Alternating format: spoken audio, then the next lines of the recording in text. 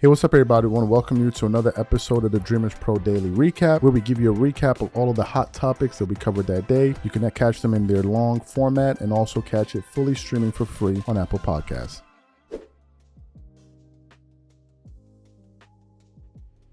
We have some pretty interesting story, right? So, as you guys know, the news broke about a month or so ago that Michael Jordan was going to be returning back to the NBA, but not in the capacity that we saw him before playing games. But now he was going to come back and actually talk about the game. And a lot of NBA fans were super excited. There was a lot of electricity going through the sports community that they're finally going to hear from Michael Jordan, the GOAT, right? So there was a lot of excitement around that. We even produced a show that basically reported what he was reportedly going to get paid. Even the New York Post posted about it, talking about he may be getting paid $40 million per annum, right? So we know that. And in the midst of all of this, there's the issue with the NBA ratings. The NBA has been struggling with ratings. Recently, Adam Silver tried to sort of explain it away, where he's saying that, hey, you know what? Most of the games that the NBA puts on nights, we are the most viewed show in comparison to other shows. But if you look at shows in the past, decades in the past, yeah, the games were getting a lot of views, but they weren't getting the most viewers per night compared to other shows that were running concurrently or at that same around the same time. And then he started talking about the social media footprint of the NBA, a whole bunch of stuff, and a lot of people were kind of like, okay, I don't know what's going on here. But then he recently did a sit down on the Dan Patrick Show. And he was on the Dan Patrick Show, and this show was specifically centered on Michael Jordan's role for NBC.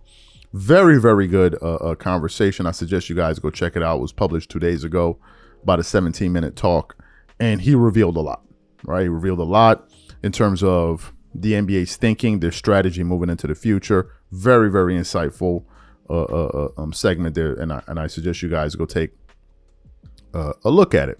So when he was on this show, Dan Patrick essentially asked him, how did this whole thing come about? Of Michael Jordan deciding to come back and now basically comment on what he's seeing in the NBA world. And then Adam Silver began to talk, and he then began to reveal the private conversations that he and MJ were having behind the scenes and what the strategy could be for Michael Jordan coming back and how it could help uplift the NBA, who frankly right now is struggling. So what we want to do now, I want to play what he had to say. I'm talking about Commissioner Adam Silver as it pertains to Michael Jordan and his return to the NBA, and then want to come back and continue on the show. Take a listen to his comments here. How involved were you with NBC bringing in Michael Jordan? Not at all. You mean just now? There's just this announcement they're bringing him back? They told me they were going to try, and I said, good luck. I honestly didn't think he was going to do it. It took us, as you know, decades to convince him to do the documentary, The Last Dance, which came out during the pandemic and ended up still, I think, is one of them, widely viewed on Netflix. But he didn't, he didn't want to do that for a long time. We had the footage, and I know there were other inquiries over the years. And I think for whatever reason, he was ready to do it now. I think he has, of course, incredibly fond memories of NBC. I don't think that's lost on anyone. He has, as you well know, some of the very same people are there. People like John Miller, who he had a relationship from back all those years ago. Mark Lazarus was still, there, just switched over to the other side of the operation. But, so I think like he had those relationships. And again, I didn't discourage them, but I was surprised he said yes. Yeah. Still trying to figure out what his role is going to be. Now, do you follow up? Are you curious about what role Jordan is going to play with the upcoming camp? Yeah, no, I didn't know in advance, but that, they told me what their idea was for him in that role. And I think that they're still working through that. I think that, I spoke to Michael about it. I mean, he's excited about it.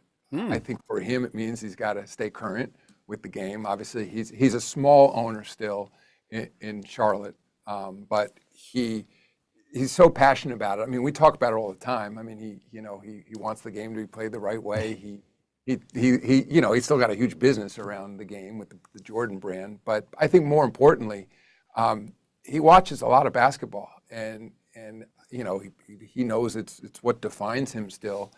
And so I think fans are going to enjoy hearing his take, on the modern league. I think one of the things that I'm excited about in terms of NBC coming back, and this goes back to the Dick Ebersol days, is that I remember that sign behind Dick's desk that said storytelling.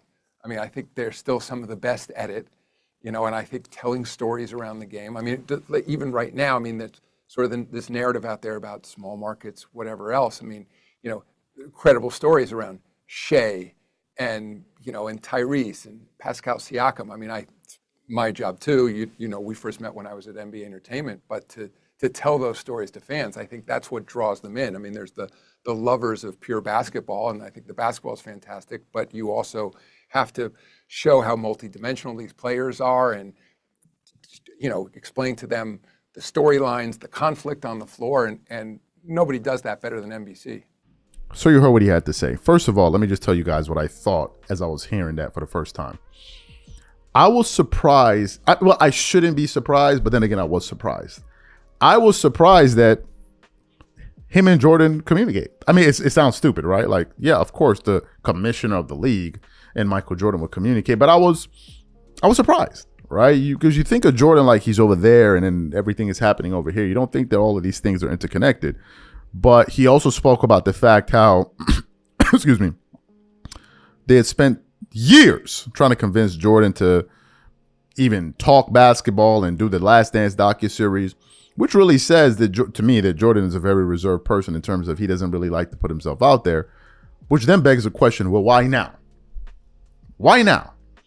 And what I think is obviously some of the things that Adam Silver said are true, and I agree with him. I also believe that Jordan wants to give a different take on things. And Jordan is one of those people that believes the game should be played in a certain type of way. And I think that he wants to kind of give his own take on how things should be. I also know that Jordan is not a fan of some of these ridiculous narratives that go on today. How do I know this? You remember when the conversation was being had about whether or not Stephen Curry was better than Michael Magic Johnson as a point guard. And then Stephen A. Smith read on air a text message that he received from Michael Jordan in the moment, refuting the people that are saying this, which lets me know that Jordan is abreast to some of the things that are being said out here and wants to give his own take. And I don't think that there's anything wrong with that because everybody seems to be having an opinion on how things are going. LeBron James has his own podcast, for God's sakes, where he's giving his views, which now seems like on a weekly, daily basis, right? Depending on how they publish clips from his show. So you have that aspect of it as well.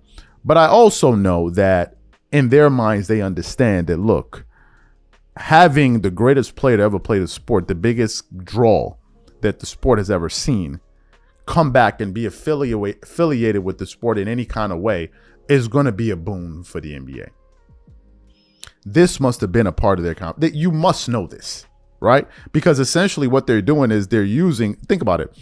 NBC is using Michael Jordan to launch an entire network again that is focused on sports.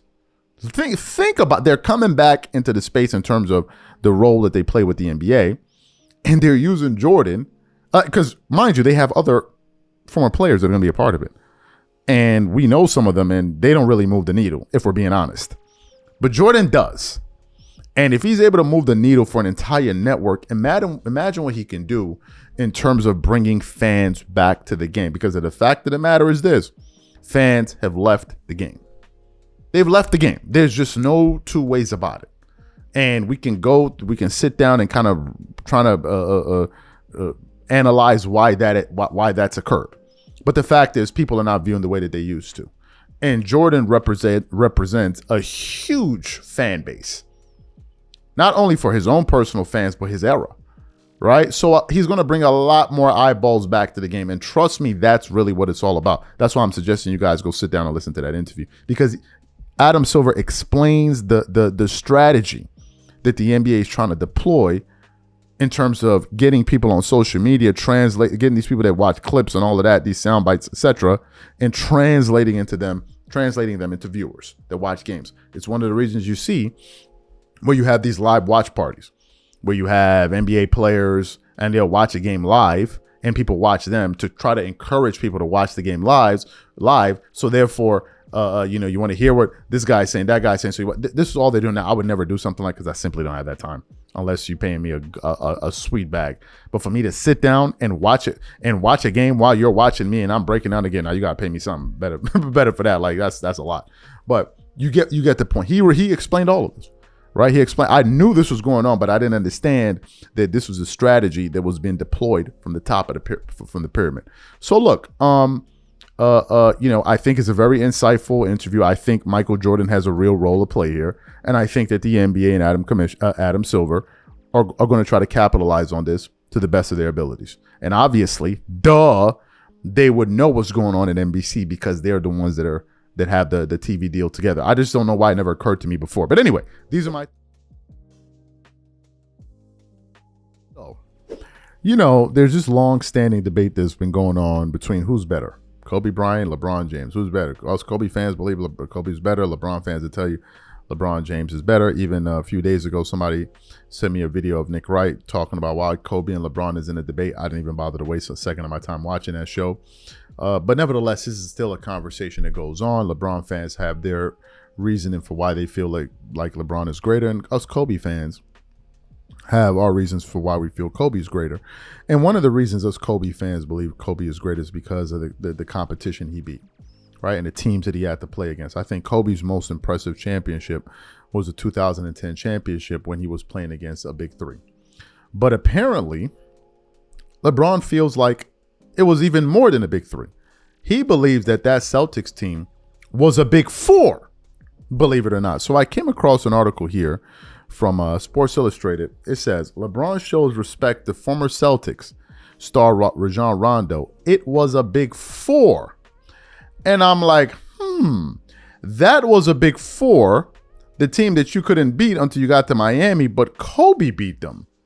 And I'm like, well, if there was this big four and Kobe beat a big four, what are we really saying here? Okay, so let's get into what this article had to say here. It continues on. It says, the Boston Celtics were responsible for ending the first LeBron James era in Cleveland. After beating the Cavaliers in the 2010 playoffs, James decided to leave Cleveland to head to Miami. Those Celtics teams of the late 2000s were some of the best teams in Celtics have had in decades. They were able to win the 2008 championship after trading for Ray Allen and Kevin Garnett. A lot of fans around the NBA just think that those two formed a big three with Paul Pierce, but a young Rondo was also a key part of what the Celtics did. Rondo was a good point guard who was an excellent passer and a solid defender. Even though he wasn't a good three-point shooter, he was still able to be a point guard on a championship team. LeBron understands how good Rondo was for the Celtics and understands that he was a big part of their success. He made sure to give him some respect while talking to Pat McAfee. He said, everybody called Boston a big three. It was a big four. Don't forget Rajon Rondo. He thinks it was more of a big four than it was a big three. That's how much respect he has for Rondo and what he was able to do for the Celtics during that time. James played with Rajon Rondo in Los Angeles, and they won the title together in the 2020, particularly because of what Rondo did for the Lakers from beyond the three-point arc. James understands how good Rondo is firsthand. Those Celtics teams have had some issues with others since playing together. They can't seem to get it together for a reunion. Some of that is due to Rondo and his personality. Rondo has, okay, so the article said that. Now, I decided to go back and look at some of those Celtics rosters. I looked at the 08 Celtics. Who do they have on that team? Ray Allen, Tony Allen, P.J. Brown, Sam Cassell, Glenn Davis, Kevin Garnett, Eddie House, Kendrick Perkins, Paul Pierce, Scott Pollard, James Posey, he was really good, Leon Poe, who was really good, and he came up really big for the Celtics in the finals against the Lakers, Brian Scalabrine, and Rajon Rondo. I then looked at the 2010 Celtics roster. That's the team that Kobe faced.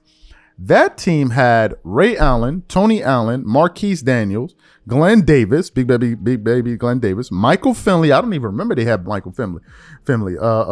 Kevin Garnett, Eddie House, Marcus Landry, Kendrick Perkins, Paul Pierce, Nate Robinson, Rajon Rondo, Brian Scalabrine, Rasheed Wallace, and Henry Walker. This Lakers team that beat this big four, and you heard their roster, was comprised of Shannon Brown, Kobe Bryant, Andrew Bynum, Jordan Farmar, Derek Fisher, Paul Gasol, DJ McBenga, Adam Morrison, who didn't play at all, Lamar Odom, Josh Powell, Sasha Vujicic, Luke Walton, and Meta World Peace. That was a team that Kobe beat this big four with. So if they were a big four, and I think it's important that I state that on that Lakers team, the only top 75 player in sight was Kobe Bryant. The only top 75 player in sight, I'm talking about like at the peak of their powers, was Kobe. I remember game 2 in LA when I think Ray Allen hit, was it 7 threes or something like that when they stole game 2. And you're like, how are we going to beat this team? I mean, that series was a nerve. And that's when they had the 2-3-2 format, when it was really hard. So if you didn't get the job done at home, you were super screwed going on the road. And the Lakers won game 1, they lost game 2, and they needed that game 3. And boy, oh boy, did they get it. And then they lost the next 2 games, came back with a blowout in game 6, and game 7 was game 7. That's who Kobe Bryant was going up against. He didn't have Dwayne Wade next to him. He didn't have Chris Bosh. Paul Gasol, I think, was a one-time All-Star before he joined Kobe. And in that first run, when they went to the finals, where they lost to the Celtics, Paul was totally bullied by the Celtics. Kobe had to infuse his mentality into Paul, where he became a nastier player. And Kobe said it. We went up against a team that was just nasty, full of dogs. And that by the 2010, the Lakers had taken on Kobe Bryant's personality. So we're not even talking about the X's and O's. We're talking about the leadership, talking about elevating what you have to the next level. And don't forget, in a 2-year stretch, Kobe beat more 50-win teams in the playoffs than Magic Johnson had ever did in the entirety of his NBA career. Think about that as well. So LeBron's saying that the Celtics were a big four. Boy, what are you admitting here? Because the dude that y'all fans be running around here hollering and screaming and twerking it up, pouring honey all over each other, be telling me that bro, look what he did against that team. Look what he did. I'm just saying. Kobe had to run nowhere. He stayed put, and he's like, we got to do what we got to do and get better. And that's what they did. They just elevated their game, and he spearheaded that effort. Here. So yesterday, there was a very big, pivotal game in the NBA Finals, Game 4 between the Oklahoma City Thunder and the Indiana Pacers, right? Because this game could have been either the game to pretty much decide whether or not Indiana was going to win the series, or OKC could have a real shot at winning the series after they dropped Game 1 in OKC due to the buzzer beater, the Halliburton hit, and then Game 2, Pacers won that game pretty well. But yesterday's game was pretty much, they played it all the way to the wire, right? At points, the Pacers went up. At points, the Thunder went up. But it went down to the wire, and SGA came up pretty big at the end. He was hitting some clutch free throws. And ultimately, they were able to come away with a 111-104 victory. But during the game was being covered by who? ESPN, right? Alongside other broadcasting companies, but ESPN was covering the game. Richard Jefferson and Doris Burke, Mike Breen, and these guys were talking about, covering the game and giving you the play-by-play. And during these games that they cover, sometimes they have halftime shows back at their studio, but in games like this, they always tend to have halftime shows, especially the finals, in the arena itself, which means that during these type of events, you're going to have the big stars out there, the big wigs. And the biggest wig for ESPN is unquestionably Stephen A. Smith. He was there in attendance, right? He was covering the game, suited and booted as he always does. We've seen the videos of him walking through the tunnels. We've all laughed about it. People are saying he thinks that he's one of the players showing up to the game. Just pretty funny stuff, man. So I went to bed. I saw the game, whatever. I went to bed and I woke up this morning and people were messaging me on IG. Yo, did you see what Kevin Durant did? Kevin Durant is a troll. Did you see what KD did? KD cold for this. KD cold for this. I'm like, well, damn, what did Kevin Durant do? Now, as y'all know, KD and Stephen A. Smith have had a history where they go back and forth. I think the recent comment he made about Stephen A. Smith was when he called him a clown. And then Stephen A. Smith was like, I'm so much of a clown that you invited me to be a part of one of your projects that you produce. A whole bunch of stuff, right?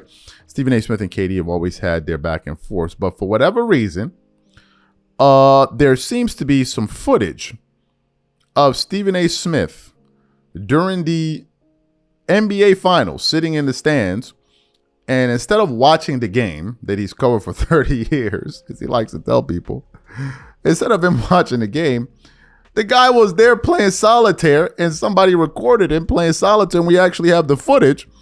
Okay, so what we want to do is we want to show you guys this footage of Stephen A. Smith playing solitaire. It's only a few seconds, and then we're going to show you guys what Kevin Durant posted. So take a look at this footage here.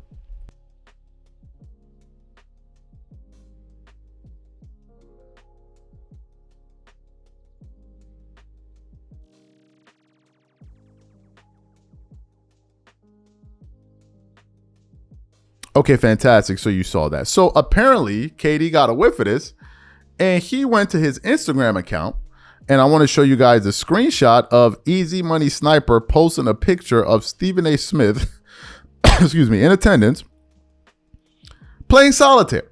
And there's the picture, and he actually posted it on his story of Stephen A. Smith playing solitaire. And I'm like, yo, this cannot be happening, right? So what are my thoughts about this? Okay, first of all, KD is doing this to get at Stephen A. Smith. He's doing it to say, I believe at least, you don't even watch the games. This sport that you talk about, and you have all of these comments where you're shooting from the hip, I don't really believe you pay attention to it. I believe that you go on TV and you say things that are for a hot take, right? Instead of actually thinking this thing through with a critical eye. And here he's showing the evidence in his mind, and I think in the mind of many people, that you have Stephen A. Smith, who's getting paid $100 million, $100 million to talk sports. And the sport that he specializes in is in basketball. And here you have this guy on the job playing solitaire, which is tantamount to one of your colleagues at your office, instead of them focusing on their work and the project that they're supposed to do, and they're a high paid, whatever, member of the company. Instead of them doing their work, they're there playing games on their computer. It's tantamount to that. And he's like, so if you're this basketball savant and you don't even watch games when you're in person, how are we supposed to take you seriously? How are you supposed to give a halftime analysis or post-game analysis of a game that you're not even watching while being in the arena? I think that's what Kevin Durant's point. I think that's essentially what he's trying to do there. Now, it's important that I say the following. A lot of these finals games, I'm talking about this series, I have not been paying 100% attention. I think game one, I told you guys, I was on TikTok scrolling through, looking at videos of people slapping monkeys and monkeys slapping people, all kind of crazy stuff. You know, somebody want to say what I mentioned the video. These dudes started being funny in the comments, but anyway. So I was kind of tuning in and tuning out of the game too. But the fundamental difference is I'm not getting paid $100 million a year, $100 million to watch basketball. So I think I have a little bit of leeway. I don't go on TV and tell you guys I'm a basketball savant. I've been covering it for the last 30 years. So I don't have to sit there and watch every second, although I'm pretty much abreast with what's going on in these games for the most part. But then again, I'm not responsible for going on TV and giving a halftime analysis. I'm not, right? If I was being paid $5 million a year to do what Stephen A. Smith does, bro, I'm going to have my eyeballs glued to the court. You're going to see two eyeballs on the court. That's how close I'm going to be watching these games. I'm being funny, obviously, but I'm saying that to say that I would take the job very, very seriously. So when it's time to do, or give my analysis, I can give you guys a well thought out, a well informed take. But to also be fair, Stephen A. Smith has probably been doing this for a very long time, man. He's been doing this for a very long time, and maybe he's just like, bro, I'm bored. And we don't know if that's what other people do as well. We saw him do that. But who's to say that other people that cover these games and do these halftime shows and post-game shows, pre-game shows, that they don't do the same thing, that they're not 100% locked into what's going on? Who knows? Now, there are people that are glued to the TV. Like, I'll give you guys an example. Skip Bayless. How do I know Skip Bayless watches pretty much every single dribble of these games that he covers? Because he gives you the play-by-play to the minute. At this point, at 3 minutes and 24 seconds in the fourth quarter, so he watches it to the, like, if you remember some of those first take in FS1 days, when he would go through his analysis after his partner would have spoken, he gives you like play by play. So you can tell that's somebody that's not only watching games, but also I used to do that a lot too during playoff games. I usually do that for series I'm covering. Right, but if I'm not really covering a series, I'm not going that far. But hey, Katie threw it at Stephen A. Smith, and y'all better believe, Stephen A. Smith gonna respond to this. Y'all already know. I'm putting $5 on it that he gonna.